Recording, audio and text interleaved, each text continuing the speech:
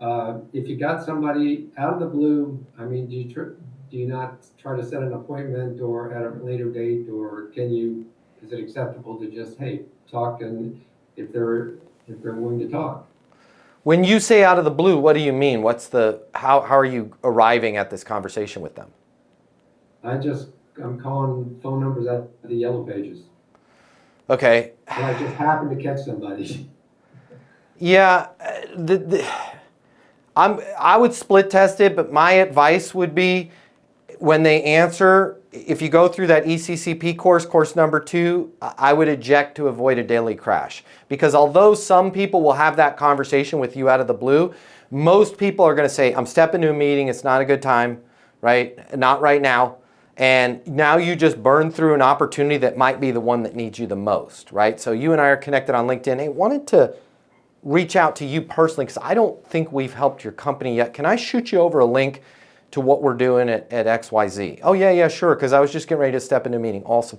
What's the best email for me to send something your way, right? And then the next time you call them, you're calling them with an insight. And be prepared, they're going to go, I didn't read your email. And you're going to say, no worries, it's not why I was calling.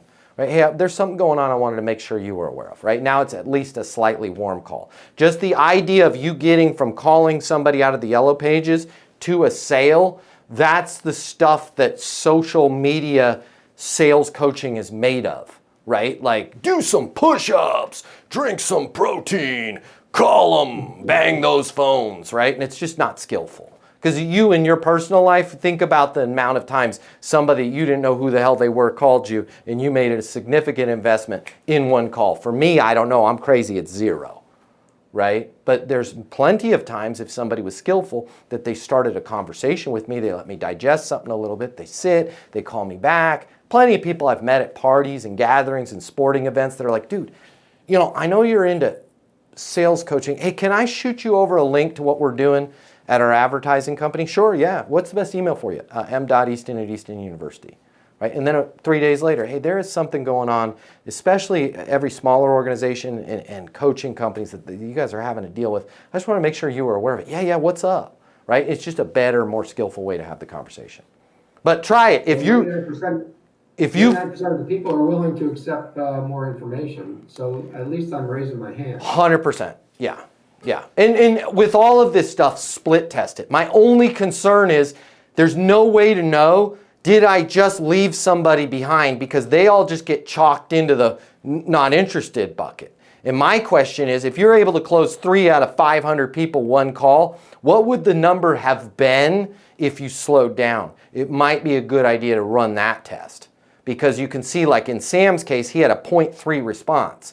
And then that turned into a 6% response. That's a 20x improvement. You work in sales and I'm going to give you $300. I'm not kidding. My name's Matt Easton. I'm the founder of Easton University, the most effective coaching in the world for sales professionals like you. And right here, right now, for a few of you, I'm going to pay the $300 for you to get the closing mini masterclass. You're going to close more. You're going to have more fun. You're going to get a lot more done in your career. Click the link right here, right now. I will give you my closing mini masterclass for free. I'm covering the $300 cost. Click now. I'll see you on the other side.